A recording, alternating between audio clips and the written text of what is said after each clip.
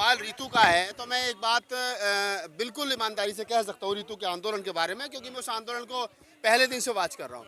और वो बात ये है कि ऋतु जैसी साहसी लड़की, ऋतु जैसी निडर लड़की, ऋतु जैसी निर्भीक लड़की, ऋतु जैसी मतलब बेबाक लड़की, वो बाबा साहब डॉक्टर अम्बेडकर के बिलडगी बेटी, जिसने बाबा साहब डॉक्टर अम्बेडकर को पढ़ा और समझा, वो लड़की आज निर्भीकता के साथ में, निडरता के साथ में पूरे मोदी सरकार से, आरएसएस की सरकार से वहाँ डट करके मुकाबला कर रही है। और मैं हमेशा से समाज से अपील करता हूँ, अभी भी वही अपील कर रहा हूँ कि समाज को चाहिए कि उस निडर और निर्भीक बेटी का साथ दे, ताकि एक मिसाल कायम हो सके कि एक दलित समाज की बेटी, एक बाबा साहब डॉक्टर अम्बेडकर के विचार की बेटी अपने कंधों पर एक दिल्ली यूनिवर्सिटी जैसे बड़े शिक्षा संस्थान में 4-5 महीने तक उसको कंटिन्यू जो है वो 5 महीने होने जा रहे हैं, उसको 5 महीने तक लगातार उसने उस धरने को चलाया, जिससे देश की पुलिस, जिससे दिल्ली की पुलिस, अमित शाह की पुलिस डरी और रात के अंधेरे में उसको खदेड़ दिया गया। उसके बावजूद भी ऋतु की हिम्मत है कि पुलिस से रोज दो हाथ करती है, पुलिस से रोज टकराती है, रोज गिरफ्तारी देती है, रोज पुलिस उसको गिरफ्तार करती है, फिर छोड़ देती है और अगले दिन ऋतु फिर आकर के वही धरने पर बैठती है। आपने अपने जीवन में इतनी बहादुर लड़की देखी आज तक? मैंने बहन कुमारी मायावती जी देखी, मैंने ऋतु देखी, और कोई साथ मेरे दिमाग में उतनी बहादुर लड़की नहीं है, उतनी बहादुर बेटी नहीं है। लोग अपने लिए लड़ते हैं, पुलिस धमका देती है, भाग जाते हैं, लेकिन ऋतु का जो मामला, ऋतु अकेली ऐसी लड़की है मेरे अपने अभी तक 42 साल के जीवन में और मेरे 22 साल के सामाजिक कैरियर में, कि ऋतु जितना बहादुर लड़की मुझे आज तक नहीं मिली। समाज ने साथ छोड़ दिया फिर भी लड़ रही है अकेली, देखिए पुलिस। कोई बात नहीं, समाज देखिए, समाज कब आता है? समाज जब आता है जब कोई मर जाता है तो कैंडल मार्च लेकर निकालने आता है, समाज शांति पाठ में आता है, बौद्ध भिक्षु परित्राण पाठ में पहुंचते हैं। समाज अभी नहीं देगा साथ। बाबा साहब डॉक्टर अम्बेडकर को, मान्यवर साहब काशीराम को, बुद्ध को, कबीर को, नानक को, रैदास को, फूले को, साहू जी महाराज को, तमाम उन बहुजन समाज के पुरखों को समाज ने तब साथ दिया है, तब वो उन लोगों की बात लोगों के दिमाग में आने लगी है। अभी तो आधे से ज्यादा लोगों को यही पता नहीं है कि भाई ऋतु लड़ क्यों रही है। अभी तो आधे से ज्यादा लोगों को यही पता नहीं कि ऋतु बैठी क्यों है। अभी तो आधे से ज्यादा लोगों को यही पता नहीं, वो सवाल कर रहे हैं, उन्हें पता ही नहीं सवाल कौन सा करना है, कौन सा नहीं करना है। अभी तो हमारे बहुत सारे साथी, पत्रकार साथी जो कह देते हैं, कह रहे साहब जब नौकरी मिल ली तो ले ले, क्यों बैठी है ठंड में। सवाल नौकरी का नहीं है गजेंद्र भाई।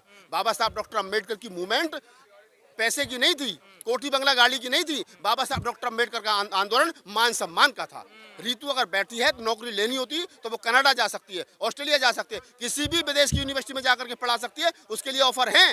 वो गोल्ड मेडलिस्ट है पीएचडी में, वो जहां जाएगी वहां उसको नौकरी मिल जाएगी। सवाल नौकरी का नहीं है बंधु, सवाल इस बात का है कि बाबा साहब डॉक्टर अम्बेडकर के उस विचार का क्या होगा जिसमें बाबा साहब डॉक्टर अम्बेडकर ने कहा कि ये लड़ाई पैसे की नहीं है, ये लड़ाई कोठी बंगला की नहीं है, ये लड़ाई मान और सम्मान की है। अगर ऋतु दिल्ली यूनिवर्सिटी में बैठी है और वहां से उठ करके जब जाए, जब वहां की बीसी, वहां का रजिस्ट्रार, वहां का सब रजिस्ट्रार, वहां की प्रिंसिपल गिरफ्तार हो, ये इंटरनेशनल लेवल पर खबर बने कि एक बाबा साहब की बेटी ने गलत सिस्टम की शिकार हुई और वो लड़ी, और लड़ने के बाद में उन तमाम मनुवादियों को जेल की हवा खिलाई जिन लोगों ने गुनाह किया। लेकिन कहा जा रहा है दिल्ली विश्वविद्यालय मनुवादियों का अड्डा है और उस अड्डे के बीच लड़ रही है ऋतु। आप देखिए ना, जहां दीवार के दूसरी तरफ आरएसएस की शाखा लगती हो, जहां उसी दीवार के दूसरी तरफ ऋतु बाबा साहब डॉक्टर अम्बेडकर जय भीम के नारे लगा रही है, तो उसकी हिम्मत देखिए। अरे जहां पर बलात्कार कर दिया जाता है, उस बेटी को बलात्कार करने की धमकी दी गई, जान से मारने की धमकी दी गई, उसकी जान को खतरा है, उसको पुलिस ने गलत तरीके से उसकी बॉडी को टच किया जब उठा करके लेगी, उसके बावजूद भी वो निडरता और निर्भीकता से वहां लड़ रही है। मैं उसके जज्बे को सलाम करता हूं, मैं उसको प्रणाम करता हूं, मैं ऐसी बेटी को नमन करता हूं। कहा जा रहा है दूसरी मायावती है समाज के लिए। ये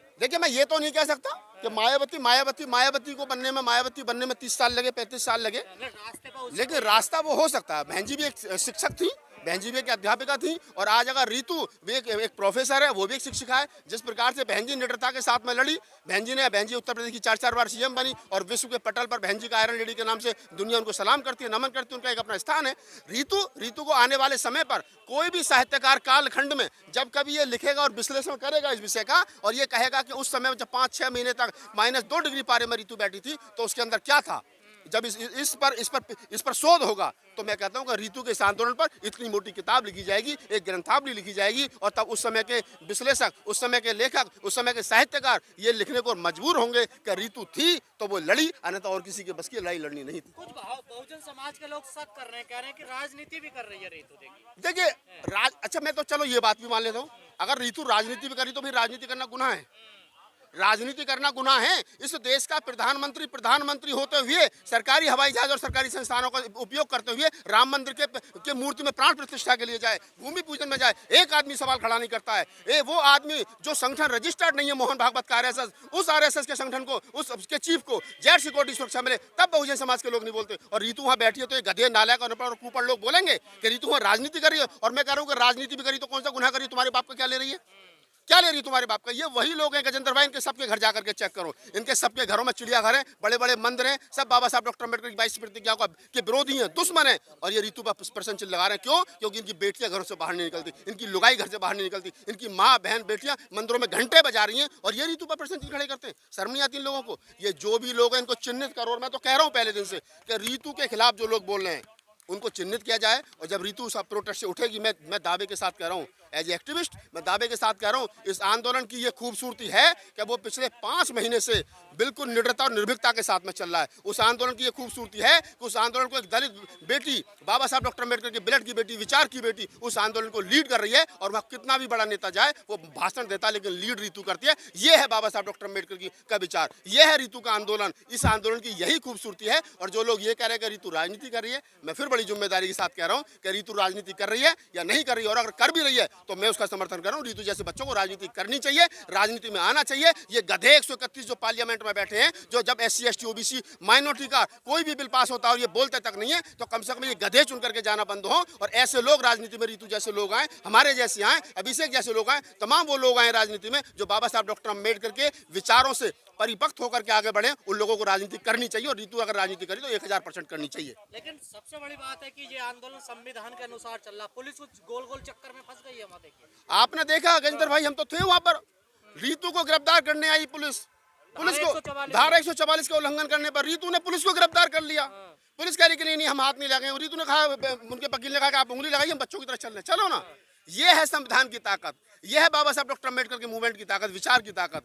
आप समझिए, आपके हाथ में संविधान है और दूसरे हाथ में बाबा साहब डॉक्टर अम्बेडकर की तस्वीर है। इस देश की कोई भी ताकत आपको खदेड़ नहीं सकती। और रात के अंधेरे में अगर खदेड़ेगी तो उसको कोर्ट में जवाब देना पड़ेगा। सरकार ये वाली हो, इनसे पीछे वालों की हो, इनसे आगे वालों की हो, कहीं ना कहीं नतमस्तक तो संविधान के आगे होना पड़ेगा। बाबा साहब डॉक्टर अम्बेडकर, सरकार जितनी भी रही है, पहले की रही है, बात की रही है, वर्तमान में चली आने वाली सरकारें, बाबा साहब डॉक्टर अम्बेडकर सबके लिए महत्वपूर्ण है। और बाबा साहब डॉक्टर अम्बेडकर के विचार से जो भी टकराने की कोशिश करेगा वो मिट्टी में मिल जाएगा। रीतू बाबा साहब डॉक्टर अम्बेडकर के विचार के साथ खड़ी है, हमारे जैसे तमाम एक्टिविस्ट उसके साथ खड़े हैं। जो लोग उस आंदोलन में आ रहे हैं उनका धन्यवाद, जो लोग नहीं आ रहे हैं घर में बैठ करके उसमें कमियां निकालें उनका भी धन्यवाद। आंदोलन सही दिशा में है और अच्छी दिशा में। आंदोलन ने बता दिया कि संविधान से बड़ा कुछ नहीं है ना। नहीं, ये रीतू के आंदोलन ने बता दिया। 2 तारीख को भारत बंद हुआ था 2018 में, उसने बता दिया। 13 पॉइंट रोस्टर के मामले ने बता दिया, किसानों के आंदोलन ने बता दिया, तमाम आंदोलन जो बिना नेताओं के इशारे पर हुए। बताओ मुझे, किसानों का आंदोलन कौन से नेता ने आवाज कॉल दी थी? किसानों का आंदोलन था ना, सरकार झुकी। 2 तारीख को भारत बंद हुआ एट्रोसिटी एक्ट पर, दलित SC ST एट्रोसिटी एक्ट पर। बताओ मुझे किसी नेता ने कॉल दी थी? नहीं दी थी ना। वो आम जनमानस का आंदोलन था। 13 पॉइंट रोस्टर का मामला हुआ, सरकार, लोग जीते। इसी दिल्ली यूनिवर्सिटी में आंदोलन हुआ, लो सरकार झुकी। अब रीतू लड़ रही है, जीतेगी, 1000% जीतेगी। और ये जो लोग घरों में बैठ करके चूड़ियां पहन करके, मैं तो चूड़ियां ही कहूँगा, चूड़ी पहन करके रात को कंबल में सो जाते हैं हीटर लगा करके, और सुबह को अखबार पढ़ते हुए, चाय पीते हुए कहते हैं कि रीतू गलत रास्ते पर है। तो तुम आओ, रास्ता बताओ जरा कौन सा सही है। ये नालायक, अनपढ़ और कुपढ़ लोग समाज के लिए कल भी खतरनाक थे और आज भी खतरनाक है। तो क्या रीतू हार जाएगी, डर जाएगी या लड़ती रहेगी? रीतू, मैं ये बात पूरी जिम्मेदारी के साथ कह रहा हूँ तमाम चैनलों पर, नीतू ना डरेगी ना थकेगी। वो जब तक ईमानदारी के साथ, जब तक है, जिंदा है, ईमानदारी से, मजबूती से लड़ेगी। और इस देश के अंदर मैं बता रहा हूँ, ये बाबा साहब डॉक्टर अम्बेडकर की कोटेशन है। बाबा साहब डॉक्टर अम्बेडकर ने कहा कि इस देश के अंदर कोई झगड़ा नहीं है, सिर्फ बुद्ध का और मनुवाद के बीच झगड़ा है। और मैं वर्तमान में कह रहा हूँ कि कोई झगड़ा नहीं है, अम्बेडकरवाद और मनुवाद में झगड़ा है। और रीतू जो है वो संविधान के साथ, अम्बेडकरवाद के साथ खड़ी है और वो जीतेगी और वो सरकार को हरा कर यहाँ से उठेगी। ये इस आंदोलन की खूबसूरती होगी। मैं तो लाइट बंद करी तो पत्थर मार के, वो छोटी बच्ची है, माइनर है, 17 साल की, एक लड़का उसको लगा है, एक कंप्लेंट और होगी उनके खिलाफ। ये कहते कि सरकार का शुरू से ये रहा है, सरकार पहले डराती है, फिर थकाती है और बाद में हटाती है।